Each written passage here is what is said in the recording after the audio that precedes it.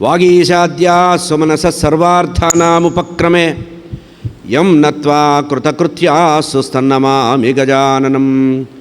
గురుబ్రహ్మా గురుర్విష్ణుః గురుర్దేవో మహేశ్వరః గురుస్సాక్షాత్ పరం బ్రహ్మ తస్మై శ్రీ గురవే నమః. శారదా శారదాంభోజవదనావదనాంబుజే సర్వదా సర్వదాస్మాకం సన్నిధిః సన్నిధిం క్రియాత్.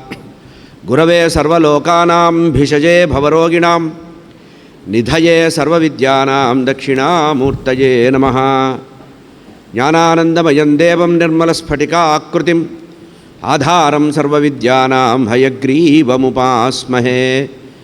మాలాం కుండీం చడమరుం శూలం శంఖం సుదర్శనం దధానం భక్తవరదం దత్తాత్రేయం నమామ్యహం. కాషాయ వస్త్రం కరదండధారిణం కమండలం పద్మకరేణ శంఖం చక్రం గదాభూషితభూషణాఢ్యం శ్రీపాదరాజం శరణం ప్రపద్యే. జితేంద్రియగణాగ్రణీరభిరత పరే బ్రహ్మణి కలౌ శృతిపధావనే అత్రితనయో అవతీర్ణత్వయం. కరాత్తసుఖమండలు కుమతఖండనే దండభృత్ పరప్రణతవత్సలో జయతి వాసుదేవో గురుః. వాసుదేవ సరస్వత్యై భక్తానాం కామధేనవే దత్తాత్రేయ అవతారాయ టెంబే స్వామిన్నమోస్తుతే. నారాయణం నమస్కృత్య నరం చైవ నరోత్తమం దేవీం సరస్వతీం వ్యాసం తతో జయముదీరయేత్. యం ప్రవ్రజంతమనుపేతమపేతకృత్యం ద్వైపాయనో విరహకాతరాజుహావ పుత్రేతి తన్మయతయా తరవోభినేదుః తం సర్వభూతహృదయం మునిమానతోస్మి. కృష్ణాయ వాసుదేవాయ దేవకీ నందనాయ చ నందగోపకుమారాయ గోవిందాయ నమో నమః. కృష్ణాయ వాసుదేవాయ దేవకీ నందనాయ చ నందగోపకుమారాయ గోవిందాయ నమో నమః. శృతిస్మృతిపురాణానామాలయం కరుణాలయం నమామి భగవత్పాదశంకరం లోకశంకరం. సదాత్మధ్యాననిరతం విషయేభ్యః పరాంగుఖం నౌమి శాస్త్రేషు నిష్ణాతం చంద్రశేఖరభారతీ. వివేకినం మహాప్రజ్ఞం ధైర్య ఔదార్యక్షమానిధిం సదాభినవపూర్వంతం విద్యాతీర్థగురుం భజే. అజ్ఞానాం జాహ్నవీతీర్థం విద్యాతీర్థం వివేకినాం సర్వేషాం సుఖదం తీర్థం భారతీతీర్థమాశ్రయే. విద్యావినయసంపన్నం వీతరాగం వివేకినం వందే వేదాంతతత్త్వజ్ఞం విధుశేఖరభారతీ. సర్వచైతన్యరూపాం తాం ఆద్యాం విద్యాంచ ధీమహి బుద్ధిం జ్ఞానః ప్రచోదయాత్. సభాయే నమః. భాగవతంలో అమ్మవారు అంటోంది, కుంతీదేవి చెప్తోంది, మూర్తీభవించిన వైరాగ్యం ఎవరిది అంటే కుంతీదేవిని వ్యాసభగవానుడు చెప్పాడండి. మూర్తీభవించిన వైరాగ్యం. ఈ మాట ఎవరితో చెప్తున్నారు? భాగవతం రచించి వ్యాసభగవానుడు చెప్తున్నాడు. ఇది భాగవతంలో మూర్తీభవించిన వైరాగ్య శిఖామణి ఎవరంటే కుంతీదేవి. ఎందుకంటే పరమాత్మని స్తోత్రం చేస్తోంది. పరమాత్మ ద్వారకా నగరానికి వెళ్ళిపోదామని రథం ఎక్కాడు. తమాషా ఏంటంటే ఇల్లరికమల్లులాగా ఉండేవాడు కృష్ణుడు పాండవుల పట్ల. అది పాండవులతో ఉండేటువంటి అటాచ్మెంట్. నిజంగా అంత దగ్గర బంధుత్వం కూడా కాదు. కానీ ధర్మం అనేది ఎత్ర ధర్మ తత్ర కృష్ణ, యతో ధర్మ తతో జయ. కృష్ణుడు ఎక్కడుంటే అక్కడ జయం ఉంటుంది, అక్కడ ధర్మం ఉంటుంది. ధర్మం ఉన్న చోటే కృష్ణుడు ఉంటారంటారే, అట్లా పరమాత్మ 6 నెలలు ఉన్నారట. ఏది? ధర్మరాజు పట్టాభిషేకం చేసుకున్న తర్వాత 6 మాసాలు కృష్ణుడు ఇక్కడే ఉన్నట్ట. రోజు సామాన్ సర్దుకోవడం, బట్టలు సర్దుకోవడం, ఏం పోతావు బావా ఉండంటే ఉండిపోవడం, అట్లా ప్రతిరోజు సంచి సర్దడం మళ్ళీ మానడం, ఇట్లా కృష్ణ పరమాత్మ ఉన్నారట. ఇట్లా ఒకరోజు రథం ఎక్కబోతుంటే అదే సమయానికి ఉత్తరాదేవి ప్రార్థించింది. గర్భంలో ఉండేటువంటి ఆ ప్రమాదాన్ని గమనించి, ఇది ఇప్పుడు మొదటిసారి ఇక్కడ చెప్పారు, మళ్ళీ చివరిలో కూడా చెప్పారు అన్నమాట. ఇట్లా ఉత్తరాదేవిని రక్షించిన సందర్భంలో ఆ తర్వాత మళ్ళీ 6 నెలలకి అమ్మవారు ప్రార్థిస్తోంది, నాయన కృష్ణ ఉండవయ్యా అని. నమస్యే పురుషం త్వాం ఆద్యం ఈశ్వరం ప్రకృతే పరం అలక్ష్యం సర్వభూతానాం అంతర్బహిర్ అవస్థితం. కుంతి కృష్ణ పరమాత్మని స్తోత్రం చేస్తోంది. దీన్ని కుంతీస్తవం అంటారు. ఇది ప్రథమ స్కంధంలోనే ఉంది, మొదటి స్కంధంలోనే. మనం ఇంకా మొదటి స్కంధంలోనే ఉన్న విషయం గుర్తుపెట్టుకోండి.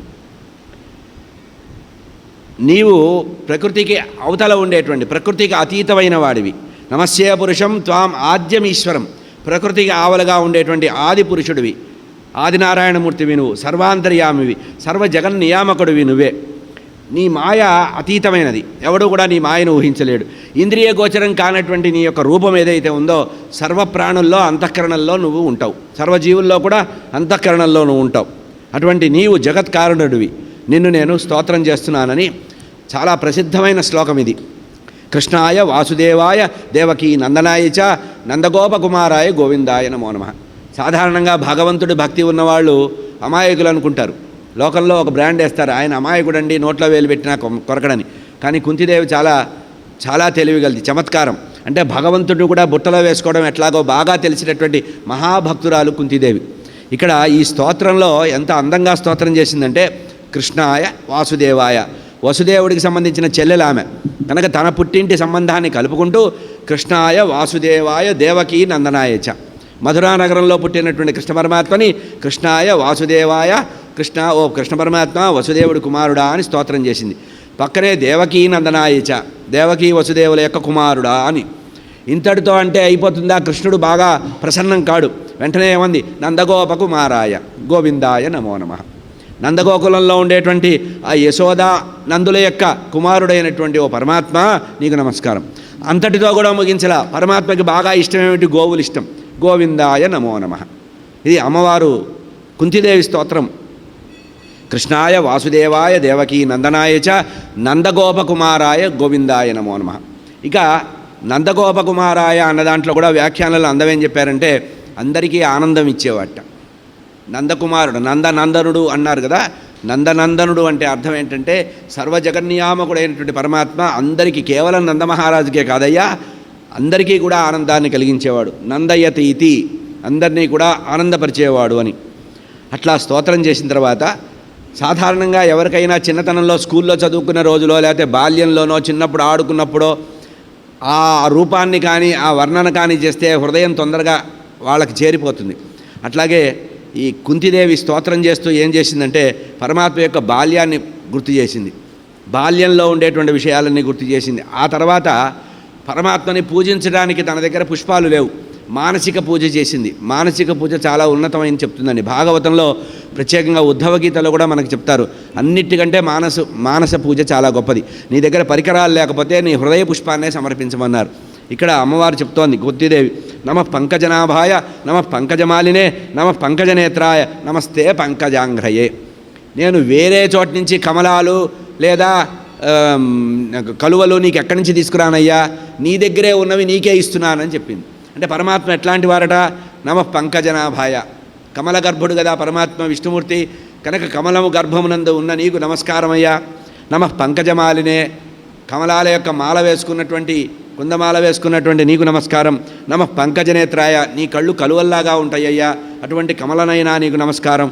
నమస్తే పంకజాంఘ్రయే, నీ పాదకమలాలకు నమస్కారం. అంటే తన దగ్గర లేని వస్తువుని కూడా ఆ పరమాత్మ దగ్గరే ఉన్నదని భావన చేస్తూ పూజా పుష్పాలన్నీ నీ దగ్గరే ఉన్నాయి, నా దగ్గర హృదయం మాత్రమే ఉంది, ఈ హృదయాన్ని సమర్పిస్తున్నా. నమః పంకజనాభాయ నమః పంకజమాలినే నమః పంకజనేత్రాయ నమస్తే పంకజాంఘ్రయే అని పరమాత్మని మూర్ధన్ నుంచి పాదం వరకు వర్ణించింది. ఈ భగవంతుడి యొక్క వర్ణనలో స్తోత్రంలో రెండు పద్ధతులు ఉన్నాయి. ఆపాద తలమస్తకము, ఆ తర్వాత శిరస్సు నుంచి పాదాల వరకు కూడా ఉంది. రెండు పద్ధతులు కూడా మనకు ఉపాసనలో ఉన్నాయి. ఇట్లా ఇక్కడ పద్మానికి ప్రాధాన్యత ఎందుకు ఇచ్చిందంటే శ్రీధర స్వామి వారు వ్యాఖ్యానంలో చెప్పారు, పద్మము జ్ఞానానికి సంబంధించింది, అంతేకాకుండా పృథివీతత్వానికి సంబంధించింది. ఇంతేకాకుండా అసంగమైనటువంటి వస్తువుని చెప్పాలంటే పద్మమే చెప్తారు. తామరాకు మీద నీటి బొట్టు అంటారు కదా, అట్లా పద్మము బురదలో ఉన్నప్పటికి కూడా దానికి ఏది అంటదు. బురదలో ఉన్నప్పటికి కూడా ఏది కూడా అంటుకోకుండా తన యొక్క యథార్థ స్థితిని కలిగి ఉంటుంది. అట్లాగే ఈ చరాచర సృష్టినంతా కూడా సమస్త బ్రహ్మాండాల్ని తాను వహిస్తున్నప్పటికి కూడా అందులో అగుణుడు అరూపిగా పరమాత్మ ఉన్నారు కనుక అటువంటి నిర్గుణ పరబ్రహ్మని అమ్మవారు స్తోత్రం చేస్తోంది. పద్మానికి ఎట్లా పంకిలము అంటే మురికి అంటదో పరమాత్మ కూడా అట్లా చిద్ఘనుడు అని చెప్పడానికి చెప్పారు. కనుక బృహదారణ్యక ఉపనిషత్తులో కూడా దీనికి సంబంధించిన వ్యాఖ్యానంలో బృహదారణ్యక ఉపనిషత్తు నుంచి కూడా దీనికి కొన్ని ఉటంకాలు చేశారు. అంటే పరమాత్మ ఎట్లాంటి వాట సృష్టి స్థితిలయాలు చేస్తున్నప్పటికీ కూడా వాటికి ఆవలగా ఉంటాట. సృష్టి స్థితి లయం చేస్తాడు కానీ సాక్షి మాత్రంగా ఉంటాడట, దాంట్లో ఇన్వాల్వ్ కాట. అట్లాగే పరమాత్మ అకర్తగా అభోక్తగా ఉంటాడట, తాను కర్త కాదుట, అట్లాగే భోక్త కూడా కాదు, కానీ అన్నిటికీ సాక్షి మాత్రంగా ఉంటాడట. అసంగ స్వరూపుడు ఎవరంటే పరమాత్మే, అంటే సంగము లేనివాడు, అటాచ్మెంట్ లేనివాడు. అంటే మనము భగవంతుడి గురించి లంపటం పెంచుకోవడమే కానీ ఆయనకి ఈ లంపటాలు ఉండవట.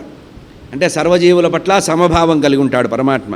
కనుక అసంగో హ్యయం పురుష బృహదారణ్యకోపనిషత్తులో చెప్పారు. అదే మాటని ఇక్కడ నమ పంకజనాభాయ అనే చోట చెప్పింది. అంతేకాకుండా ఆ తర్వాత కుంతీదేవి ప్రార్థనలో ఏం చెప్పిందంటే, స్వామి, పుట్టినప్పటి నుంచి పాండవుల పట్ల ద్వేషాన్ని పెంచుకున్నటువంటి కౌరవులు ప్రతిసారి కూడా వాళ్ళని సంహరించి వాళ్ళ అడ్డు తప్పించుకోవాలనుకున్నారు. చిన్నప్పుడే భీమసేనుడికి, మహాబలవంతుడైనటువంటి పాండవుల్లో రెండవ వాడైనటువంటి భీమసేనుడికి విషాన్ని కల్పించారు. ఆ తర్వాత లక్క ఇంట్లో పాండవుల్ని తగలబెడదామనుకున్నారు. విషాహారం తినిపించి కొండల మించి పారేశారు. అగ్ని ప్రమాదాన్ని కల్పించారు. కనపడ్డప్పుడల్లా వాళ్ళకి అన్యాయం చేద్దాం అనుకుంటున్నారు. దుష్టమైనటువంటి సభలో ద్రౌపదీదేవి యొక్క వస్త్రాలను కూడా ఒలిచేసి అన్యాయంగా మోసము చేసి జూదంలో గెలవాలనుకున్నారు. అంతేకాదు, ఇన్ని ఆపదలు కలిగించినప్పటికి కూడా నువ్వు ఉన్నావనేటువంటి నమ్మకంతో ధర్మం మీద విశ్వాసం ఉండి పాండవులు రక్షిస్తున్నారు. పాండవుల్ని రక్షించింది ఎవరు? నువ్వే పరమాత్మ, నువ్వే సాక్షివి, లోకసాక్షి అయినటువంటి పరబ్రహ్మ నీవు. ఇప్పుడే జరిగినటువంటి యథార్థమైన సంఘటన, బ్రహ్మాస్త్రం చేత నా యొక్క వంశాంకురం వెళ్ళిపోతుంటే నువ్వు కదా కాపాడింది పరమాత్మ, నిన్నేమని నేను స్తోత్రం చేయను. కనుక సర్వజీవుల్ని కూడా అనుగ్రహించేటువంటి ఈశ్వరానుగ్రహం సంపూర్ణంగా ఇవ్వగలిగేటువంటి ఒకే ఒక పరమపురుషుడు నీవు, ప్రధాన పురుషేశ్వరుడు నీవు. కనుక ఇంకా ఇప్పుడు నాకు వైరాగ్యం వచ్చింది అని చెప్తోంది పరమాత్మ. నీవు పాండవులైనటువంటి మాకు సంతానాన్నంతా కూడా రక్షించడం అప్పుడు నాకు ఒక రహస్యం తెలిసింది. మాకు ఎప్పుడెప్పుడు కష్టం వస్తే అప్పుడల్లా నువ్వు వస్తున్నావు. అంటే దీని అర్థం ఏంటి? నువ్వెప్పుడు మా దగ్గరే ఉండాలంటే మాకేం కావాలి? మాకు ఎప్పుడూ కష్టాలే కావాలి. కనుక నువ్వెప్పుడు మా దగ్గరే ఉండాలి, కష్టం వచ్చినప్పుడే మా దగ్గరే ఉంటావు అనేటువంటి ఒక నమ్మకం కనుక ఉండి, ఆ ఒక సిద్ధాంతం అనేది నీకుంటే విపదస్సంతు, మాకెప్పుడు కూడా కష్టపరంపరలే రాని. అది భక్తుడు ఏమీ కోరడు అని చెప్పడానికి కుంతీదేవి యొక్క గొప్పతనం అయింది. నిజంగా కష్టాలు ఉన్నప్పుడల్లా నీవే వస్తున్నావు జగద్గురో, విపదస్సంతు నశ్యస్వ తత్ర తత్ర జగద్గురో. ఎప్పుడెప్పుడు మాకు కష్టాలు వచ్చినాయో అప్పుడల్లా నువ్వు మా దగ్గర ప్రత్యక్షం అవుతున్నావు. భవతో దర్శనం యత్స్యాత్, నీ యొక్క దర్శనము శాశ్వతంగా నిరంతరము సర్వకాల సర్వావస్థల్లో మాకు అనుభూతి కలగాలి అంటే, నీ యొక్క దర్శన స్పర్శనాలు మాకు సర్వత్రా ఉండాలంటే, మాకు ఆపదలు వచ్చినప్పుడు నువ్వు ఉంటావు కనుక మాకు ఆపదలే ఇస్తూ ఉండు స్వామి. మాకు సంపదల మీద మనసు లేదు, నాకెప్పుడూ కూడా నిరంతరము మాకు ఆపదలే వచ్చుగాక. నీ దర్శనం మా యొక్క హృదయతాపాన్ని పోగొడుతోంది పరమాత్మ. ఇది విచిత్రమైన కోరికండి. ఇంతవరకు ఇంతమంది భాగవతోత్తముల గురించి వింటే, మహాభక్తుల చరిత్ర విన్నాం, కానీ నాకు ఆపద కావాలని కోరినటువంటి ఏకైక భక్తురాలు కుంతీదేవి. ఇది ఏకాంత భక్తుల యొక్క కథ చెప్పారండి. భాగవతంలో కొంతమంది ఏకాంత భక్తులు ఉన్నారు. వాళ్ళు భగవంతుడి దగ్గర అల్టిమేట్ అనమాట. వాళ్ళు ఇంకొకళ్ళతో పోల్చదగిన భక్తి వాళ్ళకు ఉండదు, ఏకాంత భక్తులు వాళ్ళు అని ఇంత వర్ణించిన తర్వాత మళ్ళీ బాల్యం గుర్తు చేస్తోంది. పరమాత్మకి బాల్యలీలలంటే చాలా ఇష్టమట. అందుకనే ఎప్పుడూ కూడా మహాపర్వ సమయాల్లో, పండగల రోజుల్లో కృష్ణ పరమాత్మ యొక్క లీలలు గానం చేయమన్నారు ఇంట్లో. ఆ లీలలు గానం చేస్తేట కృష్ణ పరమాత్మ మన గడప దాటి బయటికి వెళ్ళారట. ఆయన మనం గడప లోపలే ఉండిపోతారట. ఎందుకంటే ఆ లీలలు వినాలనే కోరిక అంత ఉంటుందిట పరమాత్మకి. కృష్ణ లీలలు, అందుకనే లీలాతరంగిణి, కృష్ణలీలా తరంగిణి ఉంది కదా, అది ఎప్పుడూ చదువుకునేవాళ్ళు పూర్వకాలంలో. కారణం ఏంటంటే ఆ కృష్ణ పరమాత్మ అట్లాగే మన ఇంట్లో ఉండిపోతూ ఉంటాడు. చెప్తున్నారు, గోప్యాదదే త్వయి కృతాదసి దామతావత్ యాతే దశాశ్రు కలింజనాయ సంభ్రమాక్షం వక్త్రం నిమీలయ భవాభవాయ. దామోదర లీల గుర్తు చేస్తోంది. మన అదృష్టంగా కార్తీక మాసం దామోదర మాసం, కృష్ణ పరమాత్మ యొక్క బాల్య లీలలు గుర్తు చేసుకునే సందర్భం వచ్చింది. కృష్ణ పరమాత్మ యొక్క లీలల్లో దామోదర లీల చాలా అద్భుతమైన లీల అన్నారు. అంటే ఒకే ఒక సమయంలో అనేక అద్భుతాలు చేసినటువంటి లీల దామోదర లీల. అంటే తల్లిలో ఉండేటువంటి ఏ అహంకారం అయితే ఉందో, తల్లిలో ఏదైతే పుత్రప్రేమ మమకారం ఉందో దాన్ని దూరం చేసి అవతల పెట్టినటువంటి సందర్భం యశోదాదేవికి. ఎందుకంటే చెరసాలలో ఉన్నప్పుడు ఒక మాట చెప్పాడు, ఆ మాట యశోదాదేవికి చెప్పలా, దేవకీ వసుదేవులకు చెప్పాడు. ఏమని? తన్ను బ్రహ్మభావంతో బాలభావంతో రెండుగా చేయండి. కేవలం బాలభావం ఉంటే మళ్ళీ ఇంకో జన్మ తప్పదు మీకు. కనుక మీరు బాలభావము బ్రహ్మభావము రెండూ కలిగి నా పట్ల ఉండండి. ఇక్కడ యశోదాదేవికి ఆ అదృష్టం అంటే ఆమెకి బ్రహ్మభావం కలగడానికి అవకాశం ఇవ్వల. ఆ మాతృప్రేమనంతా కూడా తానే అనుభవించాలనేటువంటి తాపత్రయంతో ఆ తల్లి అనేటువంటి యశోదాదేవిని తయారు చేసుకొని ఆయన లీలలు చేశారట. అయితే ఆమెలో అహంకారము మమకారం అనేవి రెండు ఉన్నాయట. ప్రతివారిలో ఉండవే. నేను నాది, నేను లేకపోతే నా పిల్లవాడిని ఎవడు చూస్తాడు, నేను వెన్నదీయకపోతే పిల్లవాడు ఎట్లా తింటాడు, నేను చిలకపోతే ఏమవుతుంది, నేను లేచి పాలు కట్టేయకపోతే పాలు పొంగిపోతాయేమో, ఇటువంటివి నేను నేను నేను నేను అనేటువంటి అహంకారం మమకారం అనేటువంటి రెండు ఆమెను బాధిస్తున్నాయి. ఈ అహంకార మమకారాలు అనేటువంటి రెండుటిని 2 అంగుళాలుగా చేసి మనకి దామోదర లీల అనే సందర్భంలో వస్తుంది. 2 అంగుళాలు తగ్గింది, 2 అంగుళాలు తగ్గిందంటే అహంకారము మమకారం. ఇంకా నా వల్ల కాదు కృష్ణ, నేనేం చెయ్యలేను అంటే అప్పుడు స్వామే ముడేసుకున్నట్ట. వ్యాఖ్యానంలో ఉత్తర భారతదేశంలో వ్యాఖ్యానం చెప్పారు. ఇంట్లో ఉన్న అరువు తెచ్చింది తాళ్ళు, అన్ని తాళ్ళు తెచ్చి కట్టిందట. ఇన్ని కట్టి చివరికి కృష్ణ నా వల్ల కావడం లేదు, నేనేం చేయలేను, నిన్ను నేను బంధించలేనని ఎప్పుడైతే సరెండర్ అయిందో అప్పుడు స్వామి అనుకున్నట, పాపం అమ్మగారు చాలా అలసిపోయింది ఇప్పటికే అని చెప్పి అంతే ముడి వేసుకున్నట్ట. మొట్టమొదట ఈ తల్లి తయారు చేసుకున్న తాడే సరిపోయిందిట. అంటే ఏమిటి, ఎప్పుడైతే అహంకార మమకారాన్ని మనం దూరం చేసుకుంటామో పరమాత్మ మనకి ఆశ్రితుడు అవుతాడు, పరమాత్మ మన దగ్గరికి వశం అవుతాడు పరమాత్మ. ఇక్కడ అదే లీలను చెప్తోంది. అయ్యా, నీ యొక్క దొంగ చేష్టలు నాకు తెలుసు. చిన్నప్పుడు తల్లి నిన్ను తాటుకు కట్టేసి పాలకుండని పగలగొట్టావని చెప్పి నిన్ను బెదిరిస్తూ బెత్తం పట్టుకొని నీ వెంట వస్తే కాటుక కన్నులు అన్నీ కూడా దొంగ ఏడుపు ఏడుస్తూ నలుపుకున్నావే, ఆ మొహం నిండా నల్లటి కాటుకు పూసుకున్నటువంటి నీ మొహం నాకు గుర్తొస్తోంది.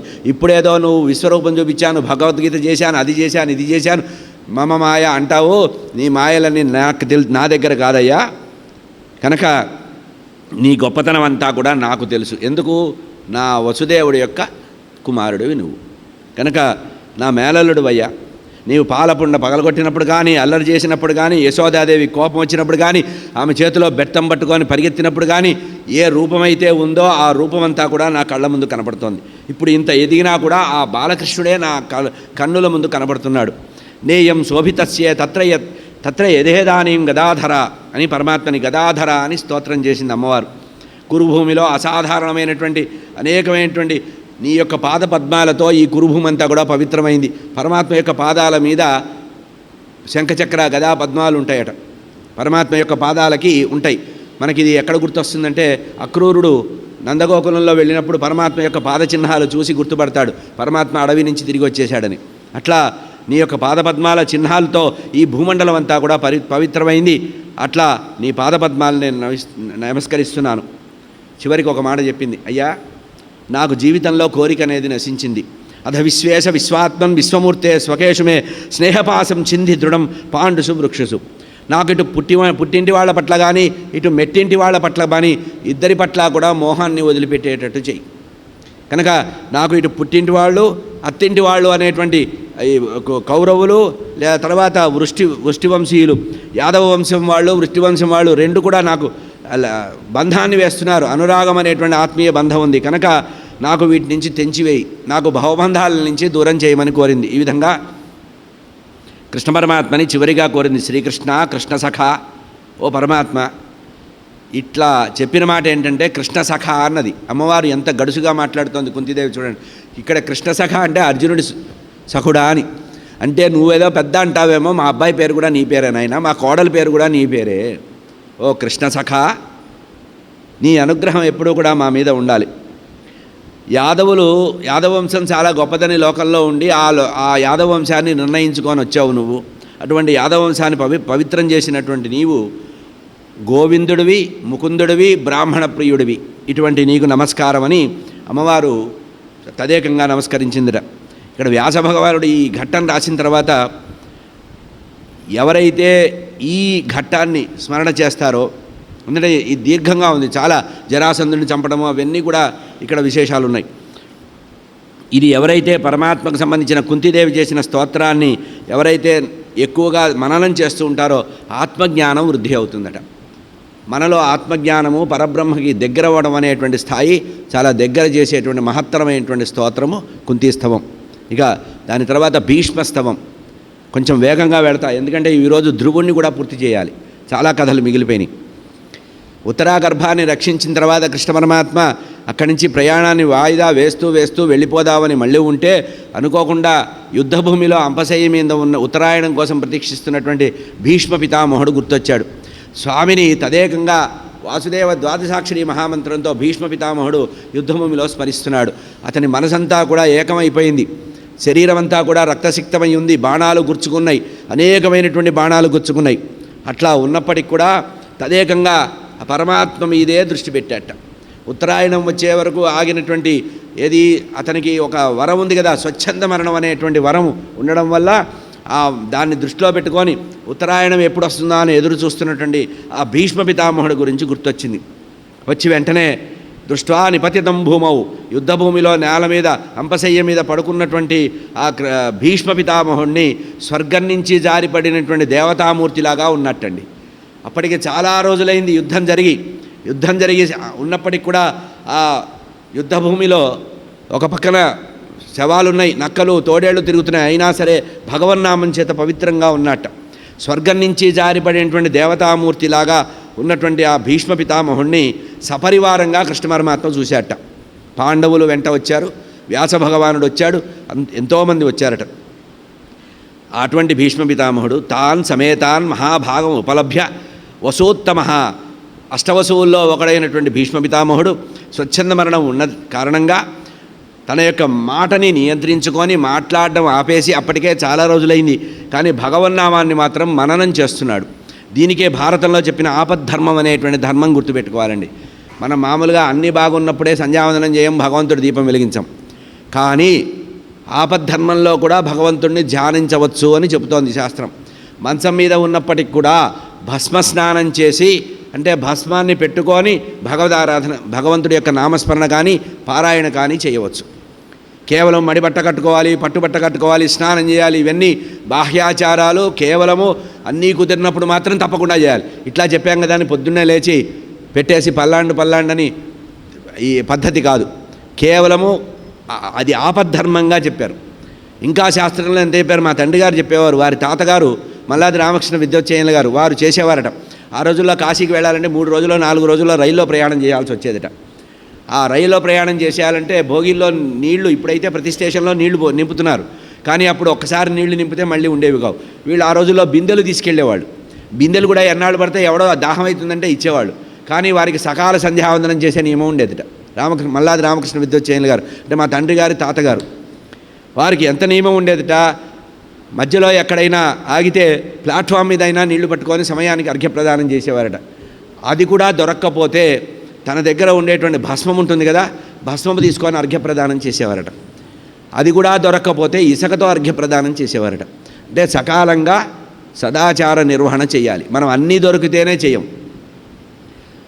ఎందుకు ఉత్తమమైనటువంటి మానవ జన్మ భారతదేశంలో ఉంది, భారతదేశం కర్మభూమి ఎందుకన్నారంటే సర్వకాల సర్వావస్థల్లో ఉదయాస్తమయాల్లో మనము చేయవలసినటువంటి ఆచారం చేస్తేనే. ఇంకొక గొప్పతనం గుర్తుపెట్టుకోండి, బ్రాహ్మణుడు సకాలంలో సంధ్యావందనం చేసి అర్ఘ్యప్రదానం చేస్తే ఆ సూర్యభగవానుడి యొక్క సంచారం చేసేటప్పుడు సూర్యుడు యొక్క రథానికి ఎదురుగా మందాది రాక్షసులు తిరుగుతారట. రాక్షసులు తిరిగి సూర్యగమనాన్ని అడ్డుకుంటారట. ఆ అడ్డుకుంటే ఈ బ్రాహ్మణుడు అర్ఘ్యప్రదానం చేసినప్పుడు వచ్చినటువంటి నీళ్లు అస్త్రాలుగా మారి ఆ సూర్యభగవానుడికి చుట్టూ ఉండే మందాది రాక్షసుల్ని తరిమి వేస్తారట. ఇట్లా ప్రతిరోజు కూడా సూర్యగమనాన్ని కాపాడుతున్నటువంటి వాళ్ళు. అందుకనే బ్రాహ్మణో మమ దైవత అని కృష్ణుడు ఎందుకు చెప్పాడంటే, ఏదో లోకల్లో అందరూ సమానం, అందరూ ఇదే ఎందుకని మనం అంటున్నాం చూసారా. సదాచార సంపన్నుడు భగవంతుడి యొక్క అనుగ్రహానికి పాత్రుడవుతాడు. సదాచార సంపన్నుడు వల్లే సృష్టి జరుగుతోంది కనుక బ్రాహ్మణుడు చేసేటువంటి సకాల అర్ఘ్యప్రదానం వల్లే సూర్యగమనం నడుస్తోంది. సూర్యగమనానికి కారణం అటువంటి ఆ సూర్యగమనంలో ఉత్తరాయణంలోకి సూర్యుడు ప్రవేశించాలనే ఉద్దేశంతో ఆపద్ధర్మంగా ఇక్కడ భీష్మ పితామహుడు ఆపద్ధర్మాల్ని చెప్పాడు ధర్మరాజుకి. తాను కూడా ఆచరించాట. ధర్మం అనేది దేశకాలాల బట్టి మారుతుంది. ఉదాహరణకి అమెరికాలో ఉన్నారు, లేదా లండన్లో ఉన్నారు, కెనడాలో ఉన్నారు. అక్కడ 6 నెలలు సూర్యోదయం కనబడదు, సూర్యాస్తమయం అసలే కనబడదు. కొన్ని దేశాల్లో రోజు 20 గంటలు సూర్యుడే ఉంటాడు, చీకటి ఉండదు. కళ్ళకి బట్టలు కట్టుకొని నిద్రపోతారట. కొన్ని దేశాల్లో ఇళ్లల్లో అంతా నల్ల కట్టలు వేసుకొని పడుకుంటారట. ఎందుకంటే వాడికి 20 గంటలు. స్వీడన్ లాంటి దేశాల్లో 20 గంటలు సూర్యుడు ఉంటాడట కొన్ని నెలలు. కొన్ని నెలల్లో అసలు కొన్ని దేశాల్లో సూర్యుడే ఉండట. అక్కడ సదాచార నిర్వహణ కష్టమనే మన వాళ్ళు కర్మభూమి భారతదేశం అన్నారు. మనకి ఉదయాస్తమయాలు పంచాంగంలో చెప్పినట్టుగా ఇటో అటో ఉంటాయి. కొన్ని నిమిషాల్లో గమనించండి, మీరు బాగా పరిశీలిస్తే ఇక్కడ కనబడుతుంది, మనకి ఏ అపార్ట్మెంటో కనబడుతుంది, ఎవరి బాల్కనీనో కనబడుతుంది. పల్లెటూళ్ళల్లో చూస్తే సూర్యోదయం సూర్యాస్తమయం స్పష్టంగా కనబడుతుంది మనకి. అప్పుడు కనుక గడియారం పెట్టుకుంటే తూర్పు కొండల్లోంచి పరమాత్మ ఉదయం కూడా ఎట్లా వస్తుంది, ఒక్కసారిగా పరమాత్మ లేస్తారు. అస్తమయం చాలా నిదానంగా జరుగుతుంది, కానీ ఉదయం చాలా వేగంగా జరుగుతుందట. అటువంటి సమయంలో కృష్ణ పరమాత్మ ఎదురుగా ఉన్నటువంటి ఆ భీష్ముడు అంపశయ్య మీద ప్రాయోపవేశం చేశాడు కనుక లేవకూడదు. అందులో బాణాలన్నీ గుచ్చుకొని ఉన్నాయి, మెడ సరిగ్గా లేదుట. అప్పుడు అర్జునుడి వైపు చూస్తే ఆ కృష్ణ పరమాత్మ చెప్పాట, నాయనా తాతగారికి కొంచెం అసౌకర్యంగా ఉందంటే బాణాలు వేసి మెత్తలాగా తయారు చేశాట.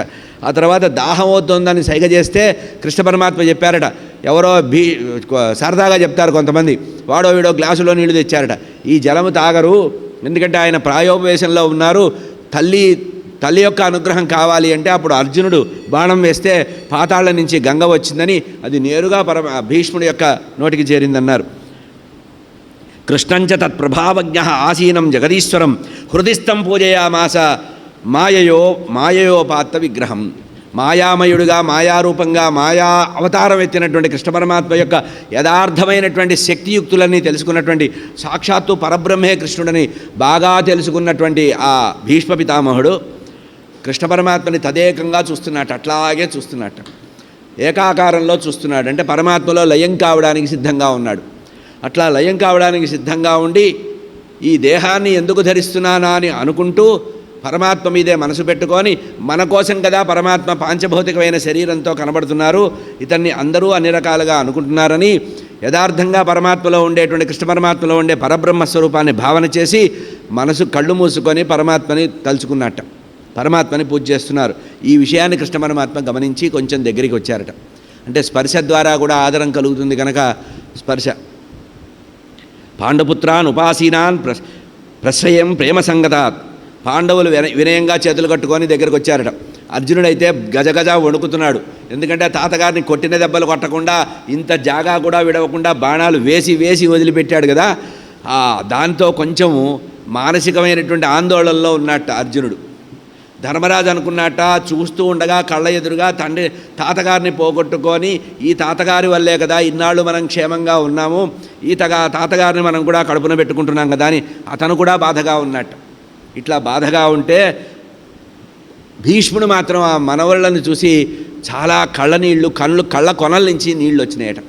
ఎందుకు వచ్చినాయి అన్నారంటే, పాపం పుట్టినప్పటి నుంచి ఎన్ని కష్టాలు పడ్డారు ఈ పాండవులు పడ్డ కష్టాలు గుర్తు చేసుకుంటే లోకంలో ఎవడికి నిద్ర రాదు. ఇన్ని కష్టాలు పడ్డారు. అహో కష్టమహో న్యాయం యద్యూయం ధర్మనందనా జీవితం నార్హతి క్లిష్టం విప్రధర్మాచ్యుతాశ్రయ. అయ్యయ్యో ఎంత కష్టం అనుభవించారు నా మనవలు. ధర్మరాజు మొదలైనటువంటి పాండవులందరూ ఉన్నారే, ధర్మాన్ని వదిలిపెట్టల. పాండవులంటే ఎందుకు భీష్ముడికి ఇష్టము అంటే వాళ్ళల్లో ఉండే ధర్మశీలత్వం. ధర్మమే పరమాత్మకి ఇష్టము, ధర్మమే భగవద్భక్తులకు ఇష్టము. కనుక ఎవరినైనా మనం ప్రేమించేటప్పుడు వాళ్ళల్లో ఉండే ధర్మాన్ని ప్రేమించాలి, ధర్మాన్ని మాత్రమే గౌరవించాలి. కనుక భీష్ముడికి అప్పుడు ఒక అనుమానం వచ్చింది, ఇంత గొప్పవాళ్లే ఇంత ధర్మం చేశారే, కృష్ణ పరమాత్మ ఎప్పుడూ వాళ్ళ వెంట ఉండి చేయి పట్టుకొని బావా అని తిరిగేవారే, గద పట్టుకొని భీమసేనుడు వెంట, గాంధీవం పట్టుకొని అర్జునుడు ఒక పక్కన, నకుల సేవలు జీవితంలో ఎప్పుడూ అవమానం ఎరగనటువంటి పరాజయం ఎరగనటువంటి నకుల సదేవులు పక్కనుండగా కృష్ణ పరమాత్మ ఎదురుగా ఉండగా పాండవులకు కూడా కష్టాలు వచ్చినాయంటే ఇంకా కష్టాలు రాని వాళ్ళు లోకంలో ఎవడైనా ఉంటాడా? సాక్షాత్తు పరబ్రహ్మ అయిన కృష్ణ పరమాత్మే ఎదురుగా ఉన్నప్పుడు కూడా ఎత్ర ధర్మసుతో రాజేమో యమధర్మరాజు సాక్షాత్తు ధర్మదేవత. ఎత్ర ధర్మసుతో రాజా గదాపాణిర్ రుకోదర కృష్ణాస్త్రీ గాండివంచ. కృష్ణ అంటే ఇక్కడ అర్జునుడు గాంధీవాన్ని ధరించున్నాడే. అంతేకాకుండా సుహృత్కృష్ణ, తన యొక్క శ్రేయస్సును కోరేటువంటి, పాండవుల యొక్క శ్రేయస్సును సర్వకాల సర్వావస్థల్లో కోరేటువంటి ధర్మపక్షపాత అయినటువంటి కృష్ణ పరమాత్మ పక్కనుంటే అటువంటి పాండవులకు కూడా కష్టం వచ్చిందంటే లోకంలో కష్టం రానివాడేవాడు. కనుక ప్రతిదీ కూడా కర్మాధీనమే. ఏష వై భగవాన్ సాక్షాత్ ఆద్యో నారాయణ పుమాన్ మోహయన్ ఆత్మమాయా లోకం గుఢశ్చరతి తిష్టతి. కృష్ణ పరమాత్మ సాక్షాత్తుగా భగవానుడు కదా, ఆది పురుషుడు, ఆదినారాయణుడు, ఈ జగత్తుకంతటి కూడా కారణకారుడైనటువంటి పరబ్రహ్మ కదా పరమాత్మ. అటువంటి పరమాత్మ ఉన్నప్పటికి కూడా వీళ్ళకి కష్టాలు వచ్చినాయంటే లోకంలో కష్టం లేనివాడు లేడు. ఎం మన్యసే మాతులేయం. అప్పుడు పాండవుల వైపు చూస్తూ భీష్ముడు ఒక మాట మాట్లాడాడు. నాయన ధర్మరాజా, పాండవులారా, రోజు పొద్దున్న లేస్తే మీ బావగారు కదా అని చెప్పి అలసి చేసి బావా బావా బావా అని బావనే చూశారు మీరు. ఆయనలో మీకు ప్రియమిత్రుడిగా, మహోపకారిగా ఇన్ని రకాలుగా భావన చేశారు. మంత్రిగా, రాయబారిగా, దూతగా ఎన్నో వేషాలు వేయించారు ఆయన చేత. కానీ ఆయనలో ఏ పరబ్రహ్మ తత్వం అయితే ఉందో, ఆయన సాక్షాత్తు ఆదినారాయణుడు, ఆది పురుషుడు అనే విషయాన్ని తెలుసుకోకుండా బావా బావా అని భుజం మీద చెయ్యేసి, అవసరం వస్తే మందలించి, కోపం వస్తే 4 తిట్టి ఇన్ని చేశారే. ఆయన ద్వారా ఇన్ని లాభాలు పొంది కూడా ఇప్పటికి కూడా చనువుతో బావా బావా అంటున్నారు. కానీ మీరు అనుకుంటున్నటువంటి ఈ సంబంధ బాంధవ్యాలు ఆయనకి సంబంధించినవి కావు. ఆయన ధర్మ సంబంధి. మీ దగ్గర ధర్మం ఉంది కనుక మీకున్నారు. సర్వాత్మన్, సర్వకాల సర్వావస్థల్లో కూడా సమదర్శిగా ఉంటాడు పరమాత్మ. నిజంగా కౌరవుల దగ్గరే పుణ్యం ఉండి ధర్మం ఉండుంటే స్వామి అటు కూడా ఉండేవారు. మరి మీ దగ్గర ధర్మం ఉంది కనుక ఉన్నారు. కనుక సర్వుల యొక్క ఆత్మగా, అద్వితీయుడుగా, నిరహంకారిగా పరమాత్మ రాగద్వేషాలకు అతీతంగా ఉన్నారు. అటువంటి పరమాత్మని ఇక నుంచైనా సాక్షాత్తు పరబ్రహ్మ అనే దృష్టితో చూడండి. ఆయన కృష్ణుడు, మా బావ, మా మంత్రి, మా సేవకుడు, మా గుర్రాలు తోలాడు, ఇటువంటి మాటలు వదిలిపెట్టుకొని ఆయన సాక్షాత్తు చిద్ఘనుడైనటువంటి వాడు, అగుణుడు అసగుణుడు అయినటువంటి ఆయన ఎవరో నాకు తెలుసు అని చెప్పి భక్తి ఆవేశ మనోయస్మిన్ వాచాయన్ నామకీర్తనం త్యజన్ కలేవరం యోగి ముచ్యతే కామకర్మభి. భక్తి మార్గం గురించి ఆలోచిస్తున్నారు. ఎవరు? భీష్మ పితామహుడు కృష్ణ పరమాత్మ మీద మనసు లగ్నం చేశాట. ఒక పక్క నుంచి కుంతీదేవిని చూశాట. కుంతీదేవిని చూసి కళ్ళనీళ్ళు వచ్చినాయట. ఎందుకంటే మొదటి నుంచి కూడా ఆమె పడ్డ కష్టాలన్నీ కూడా గుర్తు చేసుకున్నాడు భీష్మ పితామహుడు. రాజమాత అయినటువంటి అమ్మవారిని తలుచుకొని చాలా బాధపడ్డాడు. అప్పుడు పరమాత్మ ఎదురుగా నిలబడ్డారట. పరమాత్మని ప్రార్థించాడు. ఎవరు? భీష్ముడు. భీష్మస్తవం అంటారు. స్వామి, ఈ తుచ్చమైనటువంటి పాంచభౌతిక శరీరాన్ని నేను వదిలిపెట్టదలుచుకున్నాను. నాకు స్వచ్ఛంద మరణం ఉంది. ఉత్తరాయణం ప్రవేశించింది. ఇప్పటికే ఉత్తరాయణం వారం రోజులైంది కనుక నేను సిద్ధంగా ఉన్నాను. నేను శరీరాన్ని వదిలిపెట్టే సమయంలో నీవు నా ఎదురుగా ఉండాలి. నా కళ్ళకి నువ్వు కనపడాలి. భక్తి ఆవేశ మనోయస్మిన్ వాచాయ నామకీర్తనం త్యజేన్ కలేవరం యోగి ముచ్యతే కామభ్రభి. కృష్ణ పరమాత్మ మీదే మనసు పెట్టుకొని నామాన్ని కీర్తిస్తూ మనసులో మననం చేస్తూ ప్రాణాలు విడిచిపెట్టాలని నిర్ణయించుకున్నట. ఈ మాటని ఎందుకు ఇక్కడ చెప్తున్నారంటే, మనము భవబంధాలన్నీ కూడా వదిలిపెట్టి, మనకి ఏది మన ఏటీఎం కార్డు మన దగ్గర ఉండదు, మనకి పనిచేయదు, క్రెడిట్ కార్డు కూడా పైన పనిచేయదు. గుర్తుపెట్టుకోండి. నీ సంతకానికి విలువ లేదు, నీ వేలుముద్రకు విలువ లేదు, నీ ఆధార్ కార్డుకి పాన్ కార్డుకి అసలే విలువ లేదు. నీకుండే విలువల్లా నీ ధర్మము, నువ్వు వెంట తెచ్చుకున్న ధర్మము, దానము. ఈ దాన ధర్మాలు అనేవి 2 మాత్రమే చేతుల్లో పెట్టుకొని వెళ్తారట ప్రతివాడు కూడా. ఇవి లేనివాడు చేతులు తెరిచి వెళ్తారట. ముష్టివాళ్ళలాగా వెళ్తారు అని చెప్పారు ఒక చోట. కనుక భగవంతుడి దగ్గరికి వెళ్ళేటప్పుడు భగవంతుడి యొక్క నామాన్ని కీర్తిస్తూ వెళ్ళాలి. దీనికి మా తండ్రి గారు ఒక కథ చెప్పేవారు. ఒక పెద్ద వ్యాపారవేత్త ఉన్నట్ట, బాగా సంపాదిస్తే 4 సంతానం ఉన్నారట. ఆ 4 సంతానం తండ్రి చివరి దశలో ఉన్నారని తెలుసుకొని అందరూ మంచం దగ్గరికి వచ్చారట. మంచం దగ్గరికి వచ్చేటప్పటికి ఆ తండ్రి పాపం మాట్లాడుతున్నారట. నాన్న, ఏం కోరిక ఉందో చెప్పు, నీ కోరికలు ఏమన్నా ఉంటే తీరుస్తాను. ఏదైనా నీకు ఎక్కడైనా దానం చేయాలని కానీ, ఏదైనా దేవాలయం కట్టించాలని కానీ ఏదన్నా కోరిక ఉంటే చెప్పు అని. అంతే ఉంటే చివరి పిల్లవాడిని పిలిచాట. ఏరా, పొలానికి వెళ్ళొచ్చావా, ఎప్పుడు వెళ్ళావన్నట్టు. ఈరోజు వెళ్ళలేదు, మీ ఆరోగ్యం బాగాలేదంటే కొంపలారిపోతాయి, అక్కడ కుప్పలన్నీ తయారు చేసి పెట్టానురా, ముందు వెళ్ళరా అన్నట్టు. రెండో కొడుకుని అన్నట్ట, వాడెవడో అప్పు ఇవ్వాలి, ఆ అప్పు సంగతి చూడు, నువ్వు వెళ్ళమన్నట్టు. చివరికి ఒక కొడుకు మిగిలాట. వాడు అనుకున్నట్ట, తండ్రి ప్రాపంచికమైన విషయాలు తప్పించి భగవంతుడి విషయం గుర్తుపెట్టుకోవట్లేదు, కనీసము పరోక్షంగానైనా తండ్రి చేత భగవన్నామని చెప్పించాలని నిర్ణయించుకున్నట్ట. అక్కడ ఒక నారపీచు ఉంటే దాన్ని తీసుకొచ్చాట. తండ్రి దగ్గరికి తీసుకొచ్చి, తండ్రి ఏమిటి ఇది అన్నాడు. అంటే వాడి ఉద్దేశం ఏంటంటే, నారాయణలో నారా అన్నా చాలు, పరోక్షంగా భగవన్నామం చేసినా మిగతా మనం అందాంలే అనుకున్నట్ట. వాడు పాపిష్టివాడు అన్నట్ట, ఏంట్రా పీచు తెచ్చావన్నట్ట. అంటే అప్పుడు కూడా భగవంతుడి యొక్క నామాన్ని ఉచ్చరించే అదృష్టం లేకపోవడం అనేది సాధన లేకపోవడము. మనం చిన్నప్పటి నుంచి ఏదైతే సాధన చేస్తామో ఆ సాధనే గుర్తు రావాలి. కనుక నిరంతరము భగవన్నామాన్ని ఎవరైతే చేస్తూ ఉంటారో ఆర్తావిషన్న మనకుంది కదా, విష్ణు సహస్రనామంలో చివరిలో చదువుతాం, ఆర్తావిషన్న, ఆర్తులైనప్పుడు కానీ పడిపోయినప్పుడు కానీ ఏవైనా హరినామం అనేది, భగవన్నామం అనేది నీకు బాగా నోటికొచ్చినటువంటి భగవన్నామం ఏదైతే సులభంగా నీ నోటికి తిరుగుతుందో ఆ భగవన్నామాన్ని చెయ్యి. అదే చేశాడు. చేస్తూ భగవంతుణ్ణి స్మరిస్తున్నాడు. ఏషవై భగవాన్ సాక్షాత్ అని చెప్పి భక్తి ఆవేశంగా వచ్చేసిందట, లోపల నుంచి ఆవేశం తన్నుకొస్తోంది. అప్పుడు భగవంతుణ్ణి కీర్తిస్తున్నాడు. స దేవదేవో భగవాన్ ప్రతీక్షాంతే కలేవరం యావదిదం హినో మన్యం. ప్రసన్నమైనటువంటి చిరునవ్వుతో పరమాత్మ కూర్చొని ఎదురుగా నిలబడ్డారట. కృష్ణ పరమాత్మ ఆ భీష్మ పితామహుడు ఎదురుగా నిలబడ్డారట. తమాషా చెప్తారండి ఇక్కడ వ్యాఖ్యాతలు.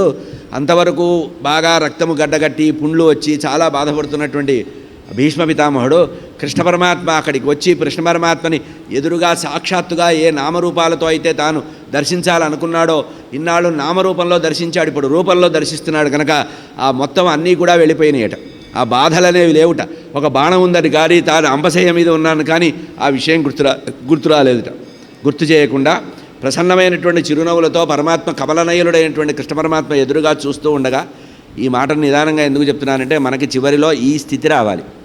భీష్ముడికి ఏ స్థాయి వచ్చిందో ఆ స్థాయి మనకి వచ్చేటట్టు ప్రయత్నం చేయాలి. అది జీవితానికి సార్థకం. అంతే.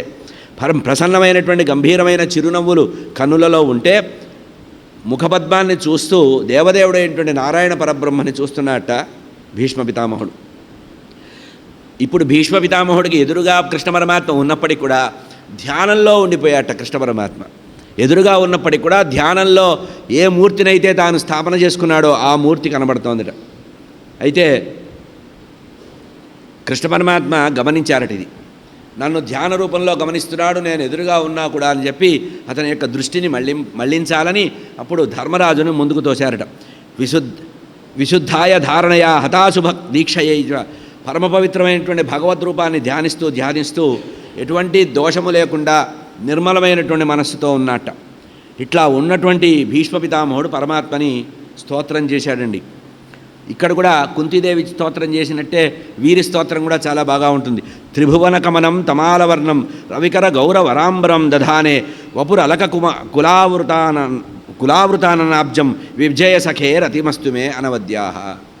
ఇక్కడే గుర్తుపెట్టుకోవాల్సింది, నీలమేఘ శరీరం కలిగినటువంటి పరమాత్మ ఉదయిస్తున్నటువంటి బాలభానుడు ఎట్లా అయితే ఉన్నాడో అట్లా సూర్యమండలంలో తేజస్సుగా ఉండేటువంటి ఉదయభానుడిలాగా ఉండి చక్కటి పచ్చటి వస్త్రం ధరించి దాని మీద బంగారు అంచు కలిగినటువంటి ఆ ముంగురులు బాగా వెలుగుతున్నటువంటి నీవు ముఖపద్మము నాకు కనబడుతోంది. నీ రూపము ముల్లోకాలలో ఎక్కడా కూడా అగమ్యము. నువ్వు ఇంతకీ ఎవరవయ్యా నువ్వంటే, హే అర్జున సఖే, అర్జునుడి యొక్క మిత్రుడా. అంటే తనకి దగ్గరతనం చేసుకుంటున్నాడు. నువ్వు భగవంతుడివి, నేను భక్తుడిని అనుకుంటావేమో, నువ్వు రథం తోలుతుంటే వెనక ఉన్న ఆయనే మా మనవడయ్యా, బాదరాయణ సంబంధం అంటారు చూసారా, అట్లా కలుపుకుంటున్నారు. ఇక్కడ చూస్తూ పరమాత్మ గురించి చెప్పారు. అయ్యా నువ్వు ఇప్పుడు నాకు ఎట్లా కనబడుతున్నావు, శంఖచక్రాలు ఏదో కనబడుతూ బొరళి పెట్టుకొని నెమలిపించంతో అట్లా కనబడటం లేదు.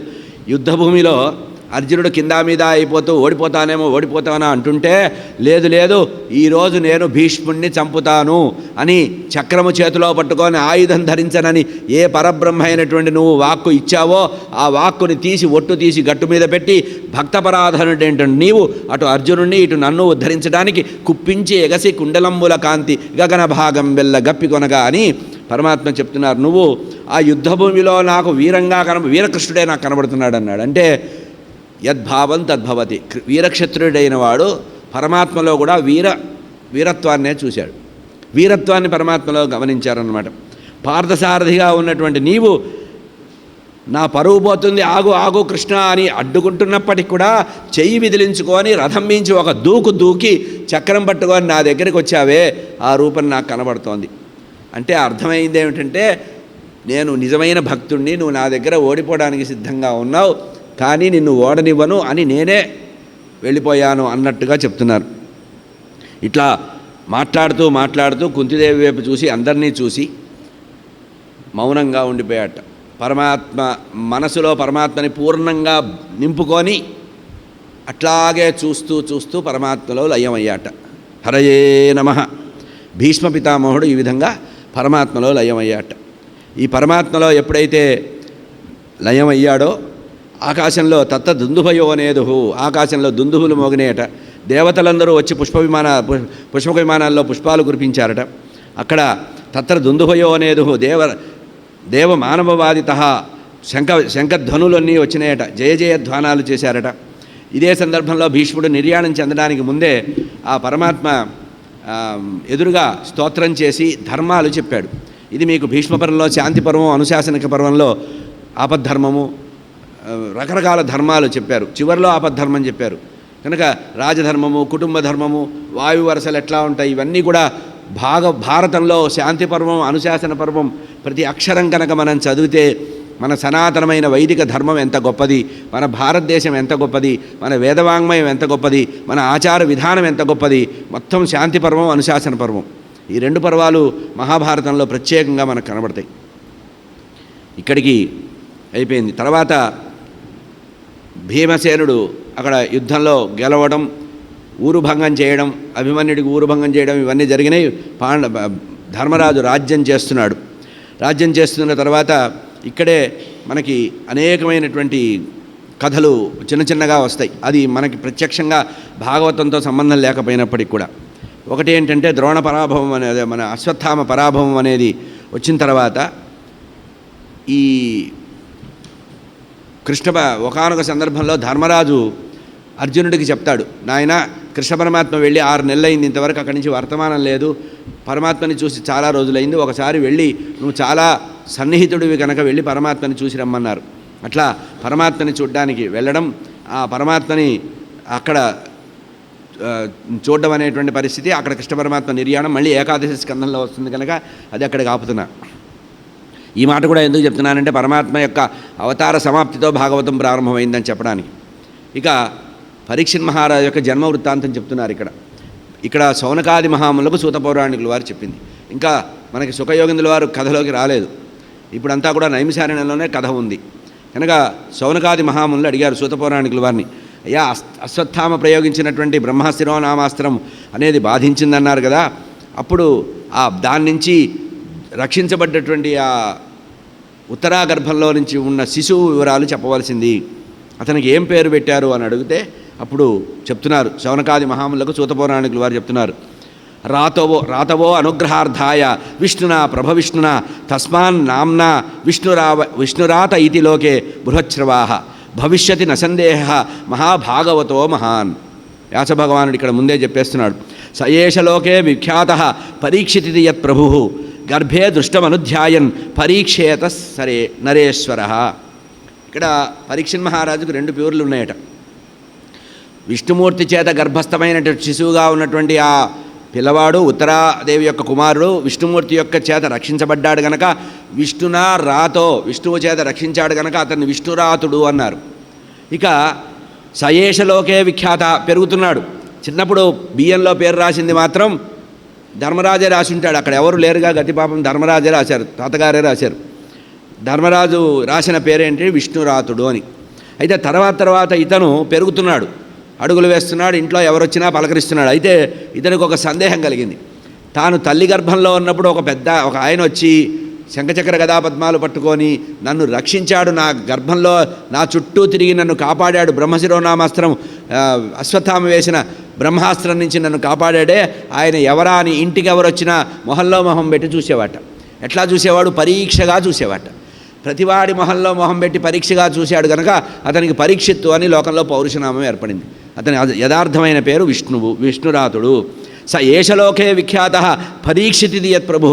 ఆ ప్రభువుకి ఎవరైతే విష్ణురాతుడున్నాడో అతనికి పరీక్షిత్ అని పేరు వచ్చిందిరా. ఎందుకంటే గర్భే దుష్టమాన్ అనుధ్యాయన్, గర్భస్థ శిశువుగా ఉన్నప్పుడు ఏ పరమాత్మ అయితే తనని రక్షించాడో అతన్ని మొహంలో మొహం పెట్టి ఎక్కడ కనబడతాడా ఆ పరమాత్మ యొక్క దర్శనం చేద్దామని పరితపించేవాట. అందుకని పరీక్షిత్ అయ్యారు.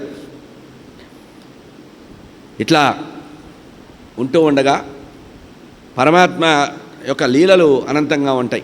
విష్ణురాతుడిగా ఉన్నాడు, జన్మించాడు, నామకరణ మహోత్సవం చేశారు. ధర్మరాజు తన యొక్క వంశ అంకురం ఒకడే ఉన్నాడు. అటు 100 మంది కౌరవులకు కానీ ఇటు 5 పాండవులకు కానీ మిగిలింది ఒకడే నల్లపూస ఒకడే మిగిలాడు. ఎవరు? పరీక్షిత్ మహారాజు. ఇతని గురించి చూద్దామని చెప్పి అతనికి నామకరణ మహోత్సవం చేసేటప్పుడు జాతకర్మ చేశాట. జాతకర్మ చేసినప్పుడు ఆ వేదజ్ఞుల్ని అడిగాట. జ్యోతిష్శాస్త్రం బాగా తెలిసిన వారిని కూర్చోబెట్టి, అయ్యా మా పిల్లవాడి జంత్రి రాయండి, జాతక చక్రం వేయమన్నట్ట. ఎవరు? ధర్మరాజు. వాళ్ళు ఉన్నట్టుగా చెప్పారండి. ఇది అసలు జ్యోతిషం అంటే ఇది. అట్లా అయితే అవ్వచ్చు, లేదా ఇట్లా అవ్వచ్చు, పుడితే మగ పిల్లవాడు లేకపోతే ఆడపిల్ల తప్పకుండా పుడుతుంది అనేవాడు జ్యోతిష్కులు కాదు. ఇక్కడ చూడండి, మొత్తం అంటే పుట్టినప్పటి నుంచి చనిపోయే వరకు చెప్పేశాడు. వీళ్ళు దైవజ్ఞులు చెప్పారు. ఇతను ఎట్లాంటి వాడంటే పరీక్షిన్ మహారాజు చాలా గొప్పవాడు అవుతాడు. లోకంలో అంతకుముందు పుట్టినటువంటి రాజులందరినీ మరిపిస్తాట. కురువంశంలో విశేషమైనటువంటి ప్రఖ్యాతి అవుతాట. విష్ణురాతుడు అనేటువంటి పేరుతో ఉండేటువంటి వారు పూర్వవంశీకులందరినీ కూడా అంతకుముందు రాజ్యం చేసినటువంటి రాజులందరినీ కూడా మరిపించి వాళ్ళ కీర్తిని వృద్ధి చేస్తాట. వీళ్ళ వంశానికి కీర్తిని పెంచుతాట. ఇక్ష్వాకు మహారాజులాగా ప్రజారంజకంగా పరిపాలిస్తాట. రామచంద్రమూర్తిలాగా బ్రాహ్మణ భక్తి సత్యసంధత్వం కలిగి ఉంటాట. శివచక్రవర్తిలాగా మహాదాతగా అవుతాట. శరణ్యుడు ఎవరైతే శరణు వేడుతారో వాళ్ళని శరణిస్తాట. ప్రాణం పోయినా సరే వాళ్ళకి శరణాగతుడు అవుతాట. భరత చక్రవర్తిలాగా స్వవంశాన్ని కీర్తి ప్రదర్శనలు నిలబెడతాట. తాత అయినటువంటి అర్జునుడిలాగా వంశకీర్తి నిలబెడతాట. కార్తవీర్యార్జునుడిలాగా బాగా గొప్ప ధనుస్సు కలిగి అరివీర భయంకరుడిగా యుద్ధం చేస్తాట. అగ్నిదేవుడు కూడా ఇతన్ని పరాక్రమాన్ని చూసి భయపడతాట. అగ్నిదేవుడు కూడా సముద్రాల్లో ఉండే గాంభీర్యము, అగ్నిదేవుడిలో ఉండేటువంటి సహింపరానటువంటి స్థితి, ఆ తర్వాత సింహ విక్రమ పరాక్రమము, హిమవంతుడు ఎంత సత్పురుషుడో హిమవంతుల్లో ఉండే సత్పురుషత్వము, భూమాతకి ఎంత దయాగుణము క్షమాగుణముందో అంత క్షమాగుణము, పితృదేవతలకి ఎంత ఓపిక ఉందో పితృదేవతల్లో ఉండే ఓపికంతా ఇతనిలో ఉంటుందట. సౌమ్యగుణంలో బ్రహ్మతో సమానంగా ఉంటాడట. అంటే సత్వగుణ సంపన్నుడుగా ఉంటాడు. అనుగ్రహం అంటే ప్రసాద గుణం. అనుగ్రహ గుణం ప్రసాద గుణంలో శంకర భగవానుడిలాగా ఉంటాడట. ఇక సమస్త జీవులకి ఆశ్రయం ఇవ్వడంలో మహావిష్ణువులాగా ఉంటాడట. గుణాల్లో విష్ణువులాగా, ఔదార్యంలో రంతిదేవుడిలాగా, ధార్మికుల్లో యయాతి మహారాజులాగా, ధైర్యంలో బలిచక్రవర్తిలాగా, భక్తులలో ప్రహ్లాదులాగా ఉంటాడట. దుర్మార్గుల్ని శిక్షిస్తాడు, ధర్మ రక్షణ చేస్తాడు. ఇట్లా ఉంటూ ఉండగా చాలా కాలం తర్వాత ఒకానొక బ్రాహ్మణ బాలుడి చేత శపించబడి తక్షకుడు అనేటువంటి సర్పము ద్వారా 7వ రోజున శరీరాన్ని వదులుతాడని చెప్పాడు. మొత్తము చెప్పేశారు చూడండి. అంటే బొడ్డు కోసినప్పటి నుంచి మళ్ళీ కాష్టం అయ్యే వరకు అంతా చెప్పేశారు. అయితే ఇక్కడ తమాషా ఏంటంటే మాయ అనేది ఒకటి ఉంటుంది. భగవంతుడు మాయ అంటే మరుపు అనేది ఒకటి ఇస్తాడు. ధర్మరాజు పొంగిపోతున్నాడు. ఇంద్రుడు, చంద్రుడు, రాముడు, హరిశ్చంద్రుడు అది ఇది చెప్పేటప్పటికి ఇది పెద్దగా పట్టించుకోలేదట. తాను గర్భంలో ఉన్నప్పుడు ఏ మహావిష్ణువునైతే స్తోత్రం చేశాడో ఆ మహావిష్ణువు యొక్క పరిపూర్ణ అనుగ్రహం కోసం తపిస్తూ ఉండేవాట. అశ్వమేధ యాగాలు చేశాట. ఇక్కడ ధర్మరాజు కూడా 3 అశ్వమేధ యాగాలు చేశాడండి. అట్లాగే ఇతను కూడా తన తాతగారు అయినటువంటి ధర్మరాజులాగా 3 అశ్వమేధ యాగాలు చేశాడు. ప్రజలకి పన్నులు భారాలు లేకుండా పరిపాలించేవాట. అందుకనే ధర్మరాజు అంటే ఇప్పటి రాజకీయ నాయకులకి భయం. ఎందుకంటే ప్రజలకి పన్నుల భారం లేకుండా మరుత్తు అనేటువంటి యజ్ఞం చేశాటండి. మరుత్తుల్ని సృష్టించి మరుత్తుల్ని పిలిచి యజ్ఞం చేసి వాళ్ళ ద్వారా సంపద తీసుకొని ఆ సంపద అంతా కూడా ప్రజలకు ఇచ్చాట. ఉచితాలు లేవు, అనుచితాలు అసలే లేవు. ప్రజలందరికీ కూడా కన్నబిడ్డల్లాగా చూస్తూ వచ్చేవాట. యజ్ఞ సామగ్రిని కూడా కుదుర్చుకునేవాట. ఇంకో గొప్పతనం ఏంటంటే ఇతను ఏ యజ్ఞం చేసినా కూడా ప్రభుత్వానికి సంబంధించిన సంపద కాకుండా తన స్వార్జితాన్నే యజ్ఞానికి ఖర్చు పెట్టేవాట. ఇప్పుడు మనవాళ్ళు మంత్రులు ఏం చేస్తుంటారు? ఫోన్లు చేస్తారు, అరే నెయ్యి డబ్బా 50 డబ్బాలు నెయ్యి తీసుకురా, 2 లారీలు కట్టలు తీసుకురా, సుగంధ ద్రవ్యాలు తీసుకురా, వీడితో లోకోద్ధరణ చేస్తున్నట్టు. ఇక్కడ చెప్తున్నారు, పరీక్షణ్ మహారాజు గురించి చెప్తున్నారు. యజ్ఞము చేసేటప్పుడు ఈశ్వరార్పిత బుద్ధితో పూర్తిగా తన దగ్గర ఉండేటువంటి వస్తువులనే యజ్ఞ సామగ్రిగా వాడుకునేవాట. యజ్ఞానికి సంబంధించిన ఫలితం వస్తే అది ప్రజార్థం వదిలేసేవాట. ఇట్లా జరుగుతోంది. పిల్లవాడు పెరుగుతున్నాడు. ఇక్కడ భీష్ముడు శరీర త్యాగం చేశాడు. ఆ తర్వాత ధర్మరాజు ఎందుకు పంపించాడు అర్జునుడు అన్నదానికి వ్యాస భగవానుడు చెప్తున్నారు. కొన్ని అపశకునాలు వచ్చినాయట. అర్ధరాత్రి కలలు వచ్చేవిట. కృష్ణ పరమాత్మకి ఏదో ప్రమాదం జరిగినట్టుగా ధర్మరాజుకి, యమధర్మరాజు అంశ కదా, కల వచ్చింది. నాయన కృష్ణ పరమాత్మ గురించి తెలుసుకొని రమ్మంటే అతను వెళ్ళడం జరిగింది. ఆ తర్వాత కృష్ణ పరమాత్మ యొక్క నిర్యాణ వార్తను విన్నారు. ఆ తర్వాత ఆ విషయాన్ని చాలా కాలం తర్వాత వచ్చి ధర్మరాజుకు చెప్పాడు. ఎవరు? అర్జునుడు. ఎప్పుడైతే కృష్ణ పరమాత్మ నిర్యాణాన్ని విన్నారో అప్పుడు ధర్మరాజు నిర్ణయించుకున్నట్ట ఇంకా మనం ఎక్కువ రోజులు ఉండకూడదని. ఎందుకంటే పరమాత్మే సాక్షాత్తు పరమాత్మే అవతార సమాప్తి చెందితే మనం ఈ భూమి మీద ఎందుకని చెప్పి తన యొక్క మనవడైనటువంటి పరీక్షిత్ మహారాజుకు పట్టాభిషేకం చేసి తాను వానప్రస్థాశ్రమం కాకుండా నేరుగా స్వర్గారోహణ చేయాలనుకున్నారు. మహాభారతంలో ఉండే స్వర్గారోహణ పర్వం మనకి ఈ కథను వివరంగా చెప్తుంది. ఇక్కడ పరీక్షిత్ మహారాజు ప్రజాపాలన చేస్తున్నాడు. ధౌమ్యుడు పాండవులకు ఎవరైతే పురోహితుడిగా ఉన్నారో ఆ ధౌమ్యుడే పురోహితుడు. పాండవులకి బాల్యంలో ఏ కృపాచార్యుల వారైతే అస్త్రశస్త్ర విద్యలో నేర్పించారో అతనే ఇతనికి కూడా గురువుగా ఉన్నారు. గురువుల్ని మార్చకూడదు. గల్లీ గల్లీకి ఒక గురువు ఉంటారు మనకి. ఇప్పుడు లోకంలో కనబడుతుంది, ఎవరు పడితే వాళ్ళ వెంటే పడుతూ ఉంటారు. ఇక్కడ చెప్తున్నారు చూడండి, భీష్ముడికి గురువు, ఆ తర్వాత పరంపరలో వస్తే ధృతరాష్ట్రుడికి పాండురాజుకు కూడా గురువే కృపాచార్యుల వారు. అట్లాగే ఇక్కడికి వచ్చేటప్పటికి మళ్ళీ పరీక్షిత్ మహారాజు కూడా గురువు ఆయనేట. ధౌమ్యుడు పురోహితుడు, ఇతను కృపాచార్యుల వారు గురువుట. ఇట్లా ప్రజా పరిపాలన చేస్తున్నాడు. పరిపాలన చేస్తుంటే అనుకోకుండా ఒక రోజున ఒంటికాలితో నడుస్తున్నటువంటి 3 కాళ్ళు బాగా దెబ్బతిని ఒంటికాలితో ధర్మదేవత ఎద్దు రూపంలో, వృషభ రూపంలో ఎద్దు, గోరూపంలో భూదేవి వచ్చారట. చాలా బాధపడ్డాయి. అంటే కలిపురుషుడు బాధిస్తున్నాడు. కలిపురుషుడు కాలితో తన్నుతున్నట్ట వాటిని. అంటే ధర్మానికి హాని చేస్తున్నాడు. కలిపురుషుడు ప్రవేశం జరిగింది. ఆ కలిపురుషుడు ప్రవేశం జరిగితే వీళ్ళు చాలా బాధపడుతున్నారట. ఈ పరీక్షిత్ మహారాజు చూసి ఆ ఎద్దుని, ఆవుని, గోవుని, వృషభాన్ని, ఇక్కడే చాలామంది పొరపాటు పడతారు. మిథునం అంటారు. మిథునము కాదు అది. మిథునం అంటే జంట అంటారు కదా, కానీ బహువచనం అన్నమాట. ఇద్దరు అని చెప్పబడింది. గోవేమో భూదేవి, ధర్మదేవత ఏమో వృషభము. వీళ్ళిద్దరూ వచ్చారట. వీళ్ళిద్దరూ వచ్చి ఎదురుపడేటప్పటికీ చక్రవర్తి కదా అడిగాడు, అయ్యా ఏం చెప్పమంటావు? కృష్ణ పరమాత్మ ఎప్పుడైతే భూమిని వదిలిపెట్టి వెళ్ళాడో ఈ దుర్మార్గుడైన కలి భూమి మీద వస్తున్నాడు, తన్నాడు మమ్మల్ని అనేటప్పటికీ కలిని పిలిపించాట. కలిని ప్రవేశపెట్టమని చెప్పి కలిని ప్రవేశపెట్టి అడిగాట, ఎందుకు చేస్తున్నావంటే మిమ్మల్ని సృష్టించినట్టే పరమాత్మ నన్ను సృష్టించాడు. నేను యుగ అధిదేవతని, త్రేతాయుగ దేవత, అట్లాగే నేను కూడా ద్వాపరయుగ దేవతలాగా కలియుగంలో ఉంది. నేను ఈ కలి పురుషుణ్ణి. ప్రతి యుగానికి ఒక పురుషుడు ఉంటాడు. మనకి సంక్రాంతి పురుషుడు ఉంటాడే, అట్లా కలి పురుషుడు ఉన్నాడనమాట. ఇట్లా అనేటప్పటికీ ఆ ధర్మదేవత భూదేవి ఇద్దరూ కూడా, ధర్మదేవత భూదేవి, ధర్మదేవతగా ఉన్న వృషభము, గోవుగా ఉండేటువంటి భూదేవి ఇద్దరూ మాట్లాడితే వారిని కొంచెం ఉపశమనం చేశారట పరీక్షిత్ మహారాజు. వాళ్ళు మొత్తుకున్న విషయం ఏంటంటే, సారాంశం చెప్తున్నా, తపస్సు, శౌచము, దయా, సత్యం అనేవి ఒక్కొక్క యుగంలో ఒక్కొక్కటి తగ్గుతూ వెళ్ళిపోయినాయట. ఈ కలియుగంలో ధర్మము ఒంటికాల మీద ఉంటుందట. ఈ ఒంటికాల మీద ఉన్న ధర్మాన్ని మనము రకరకాల పేరుతో పిలుస్తున్నాం. నా ధర్మం ఇది, నీ ధర్మం ఇది, ఏమయ్యా ఏమన్నా ధర్మంగా ఉందా మనం మాట్లాడుతుంటాం. ఎవడైనా కూరగాయలు వాడు 50 రూపాయలు అయ్యా కిలో అంటే ఏమన్నా ధర్మం ఉందా అంటాడు. వీడి దగ్గర చచ్చినట్టు ధర్మం అంటే వాడు కూరగాయలు అమ్మితే అధర్మం, అంటే 5 రూపాయలు ఎక్కువ తీసుకుంటే అధర్మం. మనం గవర్నమెంట్ జీతాలు పెంచకపోతే మనం స్ట్రైక్ చేస్తే అది ధర్మం. అంటే ఎట్లా ఉంటుందంటే మానవుడి యొక్క లక్షణము అవతలవాడు చేసింది. కలియుగంలో ధర్మం అనే పదాన్ని ఇష్టం వచ్చినట్టు వాడతారు. అందుకనే భారతంలో ధర్మానికి నిర్వచనం చెప్పారు. ధర్మం గురించి భారతంలో ప్రత్యేక నిర్వచనం చెప్పారు. ధారణాత్ ధర్మము, ఏదైతే సమాజాన్ని కాపాడుతుందో అదే ధర్మం, గుర్తుపెట్టుకోవాలి. కనుక హింస ద్వారా ధర్మము నిలబడ్డా కూడా హింస కూడా ధర్మమే అన్నారు. అంటే అహింస పరమధర్మం అయినప్పటికీ కూడా ఆ అహింసా వ్రతం ద్వారా సమాజం పతనం అయిపోతుంటే నువ్వు హింస ద్వారా అయినా సరే ధర్మ సంస్థాపన చేయమన్నారు. తపస్సు, శౌచము, దయా, సత్యం అనేవి వెళ్ళిపోయినాయి అని బాధపడితే అప్పుడు ధర్మదేవతని భూదేవిని ఓదార్చినటువంటి ఆ పరీక్షిత్ మహారాజు వెంటనే పిలిపించారట. నువ్వు నా దేశంలో ఉండడానికి వీల్లేదు, నువ్వు నా కంటికి కనబడకుండా వెళ్ళిపోమన్నట్టు. వాడు కలిపురుషుడు చాలా తెలివిగలవాడు. వాడు మన రాజకీయ నాయకుడు గురువు.